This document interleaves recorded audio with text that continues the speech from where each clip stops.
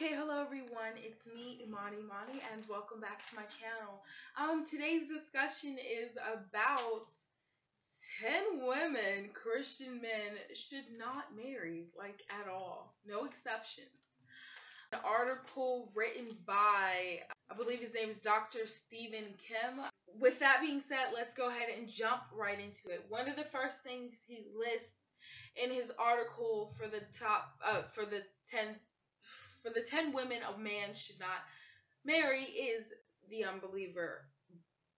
For obvious reasons, you should not marry a woman that's an unbeliever as a Christian man. The divorcee. Now, when he says this and you read it, it sounds like he's saying a woman should never divorce his wife.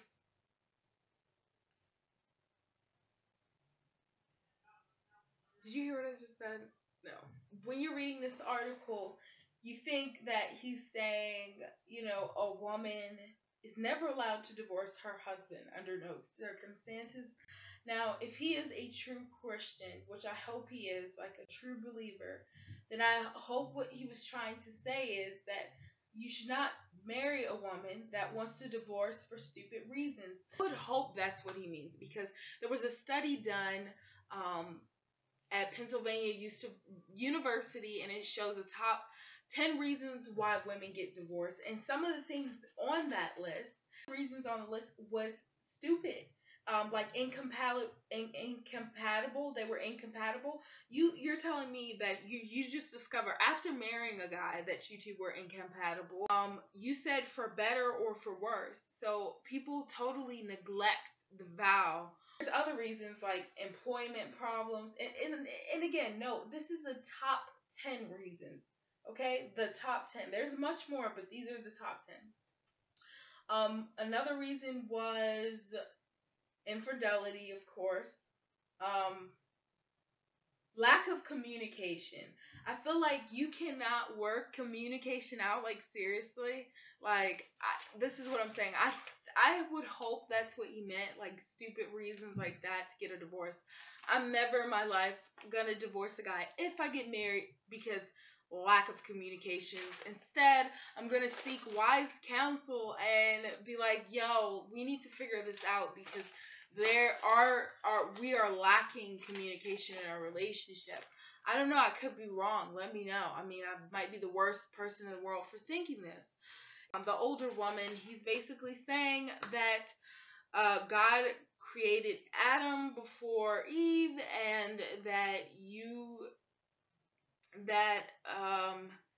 basically it's not God's ideal for a man to marry a woman that is much older than him. I only think he's referring to like much older, not like a year or a day older.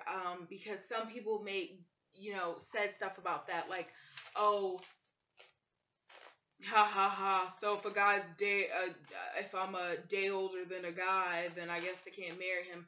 I don't even think this guy's referring to that, but again, I try to see the big picture. So I could be wrong. The immodest dresser. I don't understand. Like, I feel like people neglected good points that he made. As a Christian man, you should not marry a woman that dresses like, I don't know, a prostitute. Is there something wrong with that? I don't know. Let me know. The gossiper and slanderer. I'm not sure what's wrong with that. He's basically talking about a woman who just engaged in just confrontation and drama. Really? The wanderlusser. Now, we're going to have to sit and talk about this because this is such a big deal. You don't want to marry a woman who's just wanting adventure and her priorities aren't her children. I'm not sure, again, what's wrong with him saying that. Like, I will say that he definitely says a lot of things that make him sound heartless, kind of cruel, like just the way he words things. But again, here's me being optimistic, hoping that ultimately what he means by the gossip slanderer is that, the lust wanderer or whatever, is that he means that you don't want to marry a woman that just wants to go out and party and clubbing all day. Can we agree? You know what I'm saying? And then someone